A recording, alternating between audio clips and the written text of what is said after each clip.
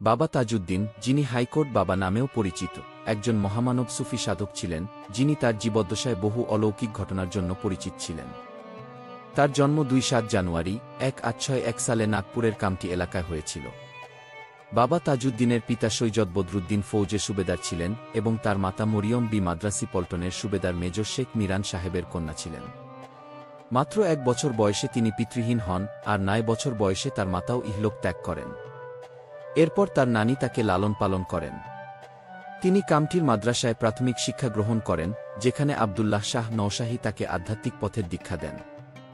পরবর্তীতে তিনি ফৌজে চাকরি গ্রহণ করেন, কিন্তু কিছুদিনের মধ্যেই আধ্যাত্মিক জীবনের প্রতি আকৃষ্ট হয়ে চাকরি ছেড়ে দেন। একবার বাবাকে ফাঁসির আদেশ দেওয়া হয়েছিল, কিন্তু তিনি অলৌকিকভাবে বেঁচে যান।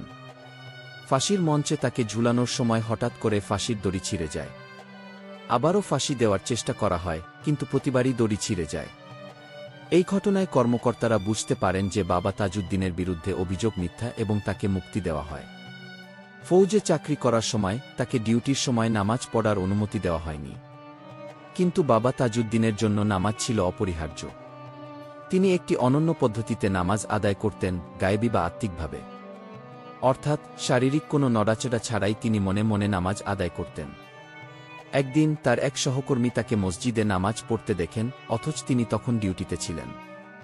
সহকর্মী বিস্মিত হয়ে জিজ্ঞাসা করেন, আপনি মসজিদে কিভাবে এলেন? বাবা তাজউদ্দিন উত্তর দেন, আমার আত্মিক দেহ মসজিদে নামাজ আদায় করছে, আমি ডিউটিতেই আছি। এই ঘটনা তার আধ্যাত্মিক শক্তি ও আত্মিক ভ্রমণের প্রমাণ বহন করে। এটি স্পষ্ট করে যে বাবা তাজউদ্দিনের জন্য নাম। আজ বাবা তাজউদ্দিনের মাজার মহারাষ্ট্রের নাগপুরে তাজাবাদ শরীফ নামে পরিচিত। এখানে ভক্তরা আসেন তার আশীর্বাদ ও শান্তির জন্য।